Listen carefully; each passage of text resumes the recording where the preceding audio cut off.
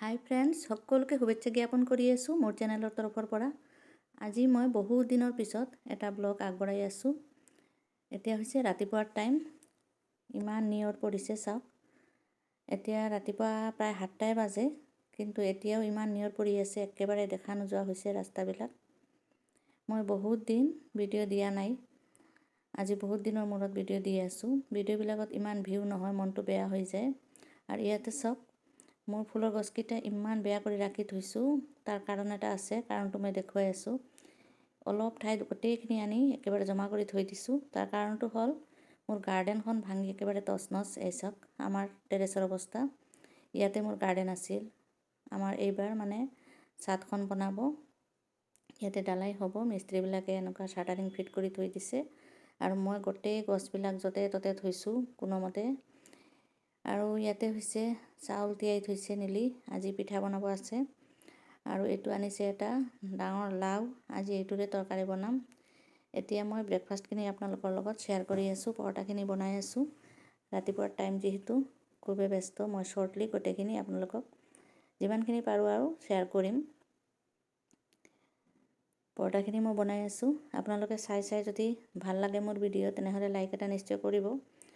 আৰু ছাবস্ক্ৰাইবটো চেনেল কৰিছে, আৰু যদি কৰা নাই তেনেহ'লে কৰিব।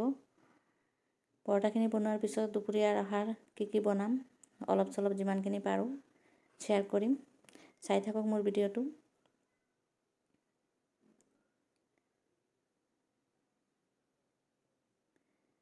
ভিডিঅ'বিলাকত ভিউ নহ'লে মনটো বেয়া হৈ যায়। আজি প্ৰায় এমাহ পিছতে মই ভিডিঅ' দি আছোঁ। আৰু ইয়াতে মই চব্জি এটা বনাম, মিক্স চব্জি।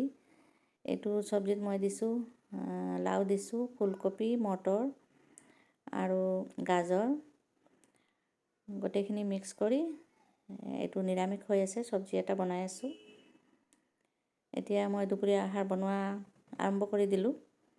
আৰু আজি মাছেৰে লাও তৰকাৰী বনাম। এতিয়া আমাৰ ব্ৰেকফাষ্টখিনি খোৱা হৈ গ'ল আৰু দুপৰীয়া কামখিনি আৰম্ভ হৈ গ'ল। একজন বাকী আছিলে ব্ৰেকফাষ্ট খোৱাৰ, তাকে দিলোঁ। আৰু এতিয়া তৰকাৰীও হৈ আহিছে। এইটো হৈছে লাও মাছেৰে। লাও তৰকাৰীটো প্ৰায় হৈ আহিছে। এতিয়া ধনিয়া পাত দি দিম। ধনিয়া পাত দি মই ফিনিচিং দি দিলোঁ। এইটো চাওক মোৰ আজিৰ ৰেচিপিকেইটা। ইয়াতে হৈছে লাও মাছেৰে নিৰামিষ চব্জিটো আৰু দালি। আৰু এটা আছে ৰেচিপি, এইটো হ'ল মটৰৰ চাটনি এটা বনাম।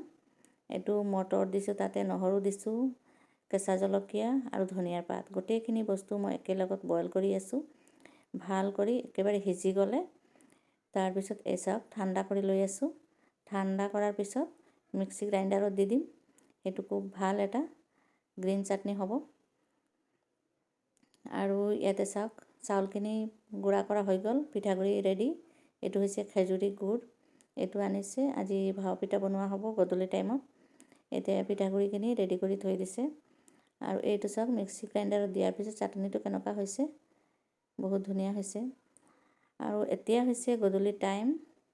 আমাৰ পিঠা বনাই আছে, নীলি বনাই আছে, ময়ো বনাই আছোঁ। চাহৰ লগত খাম। আৰু এইখিনি আৰু অলপ আপোনালোকৰ লগত শ্বেয়াৰ কৰি দিলোঁ। যদিও পিঠা ৰেচিপি মই বহুত দিছোঁ, বহুত আগতে শ্বেয়াৰো কৰিছোঁ। আজিৰ ভিডিঅ'টো মই এইখিনিতে শেষ কৰি দিম। সকলোৱে ভালে থাকক, সুস্থ থাকক আৰু মোৰ ভিডিঅ' চাব দেই।